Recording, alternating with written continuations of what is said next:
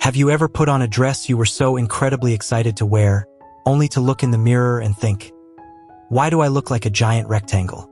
You did everything right. You got the right size, you put on the shapewear, you even strapped on the breast forms. But instead of giving you that beautiful, swooping hourglass, the dress just hangs there.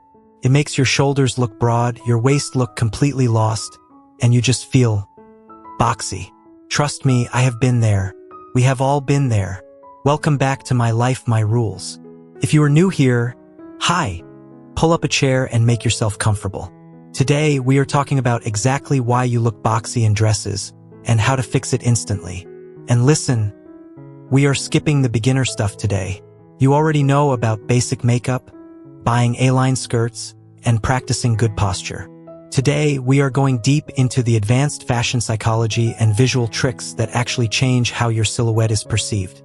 It can be so incredibly frustrating, can't it? You spend all this time, money, and emotional energy trying to present as your true, authentic self to the world. You see a beautiful dress on a mannequin or a model, and it looks so soft and feminine. Then you put it on, and suddenly you feel like a linebacker.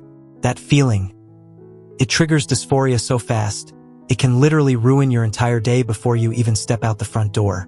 But I need you to take a deep breath and hear me right now. It is not your body. There is absolutely nothing wrong with your beautiful body. It is just the geometry of the clothes. Male puberty gives many of us broader shoulders, a wider ribcage, and a straighter waist.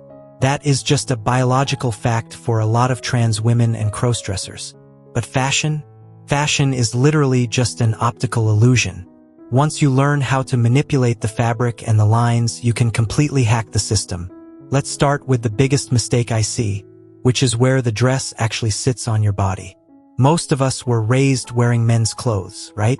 And men's clothing is specifically designed to cut the body exactly in half.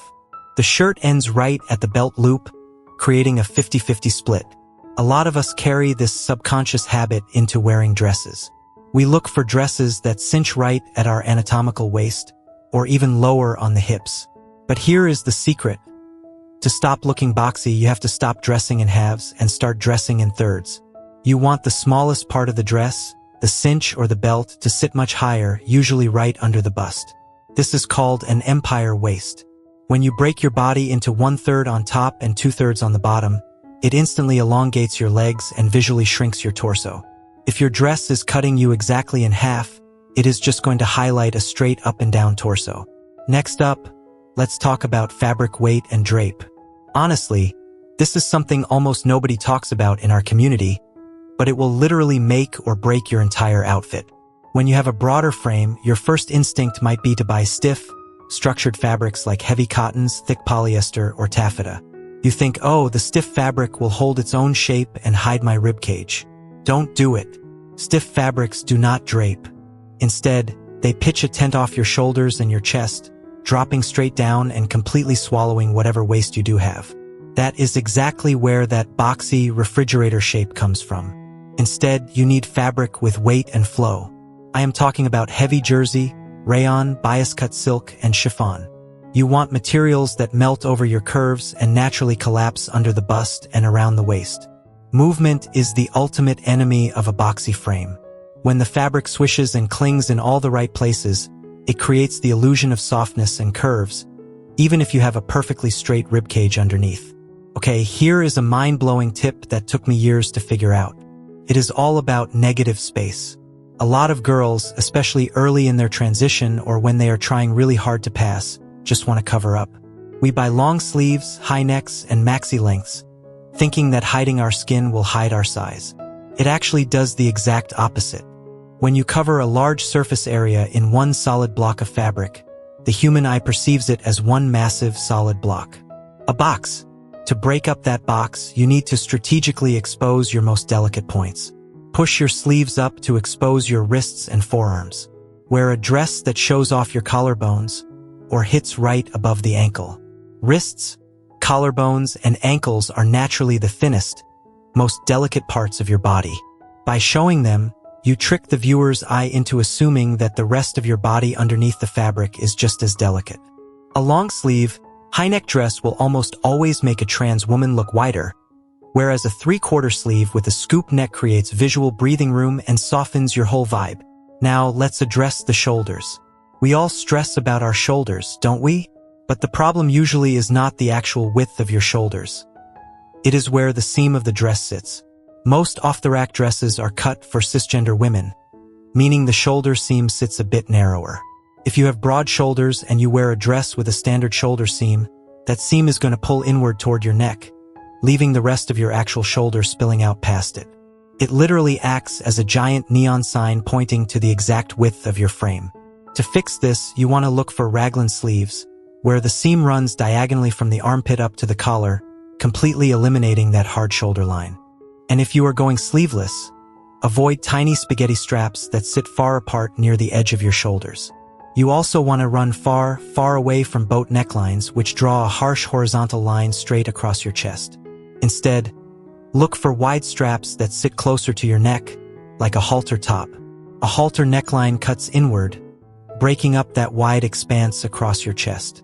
It draws the eye toward the center of your body, rather than the outer edges. This is called creating a visual anchor.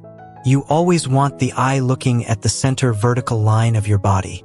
Deep V-necks, wrap dresses, and even long pendant necklaces all do this beautifully. They pull the viewer's gaze up and down, rather than side to side. I also want to mention patterns because we get this wrong all the time. Large, bold, horizontal patterns are going to stretch you out sideways. If you want to wear patterns, go for small, ditzy florals or vertical stripes, or abstract prints that don't have a strict geometric grid. Even better, try color blocking. A dress that has darker panels on the sides and a lighter color down the middle will literally shave inches off your waist visually. It is purely an optical trick, but my God, it works wonders. Finally, let's talk about the fit and breathing room. There is this huge misconception that if you want to look curvy, you have to squeeze yourself into something super tight. But if a dress is skin tight on a straight frame, it is just going to show the world a straight frame. And if it is too baggy, well, you look like a box again. The magic is in the 2-finger rule. You want the dress to gently skim your body, leaving about 2 fingers of space between the fabric and your skin around the waist and hips. That tiny bit of space suggests to the world that there are soft, sweeping curves underneath, rather than a hard, rigid frame pushing violently against the seams. Combine that gently skimming fit with a nice A-line or circle skirt, and you have instantly built a gorgeous, feminine hourglass out of thin air. So, let's recap quickly so you can take this with you on your next shopping trip. Forget the 50-50 split, and start dressing in thirds to lengthen your bottom half and raise your waistline. Ditch the stiff, heavy cottons and embrace heavy, flowing fabrics that melt over your body. Don't hide under yards of fabric. Show off your wrists, your collarbones, and your ankles to create delicate negative space. Pay close attention to those shoulder seams. Opt for halters or deep V-necks to draw the eye to the center. And always leave a little bit of breathing room so the fabric can do its magic. You know, finding your personal style as a trans woman or a crossdresser is a massive journey. It is not a race.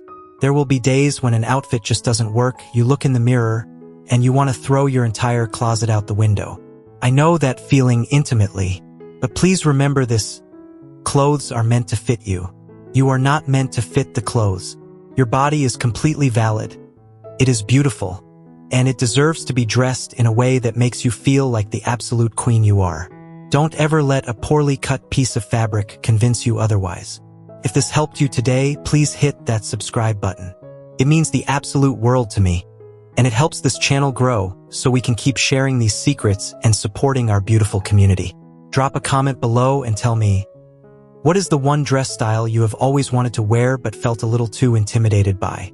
Let's talk about it down in the comments. I will be replying to as many as I can. And if you want to keep hanging out and learning, click the video on the screen right now for even more advanced tips on building your perfect feminine wardrobe. Remember, my life, my rules, and the exact same goes for you. I love you so much. Stay beautiful, and I will see you in the next video.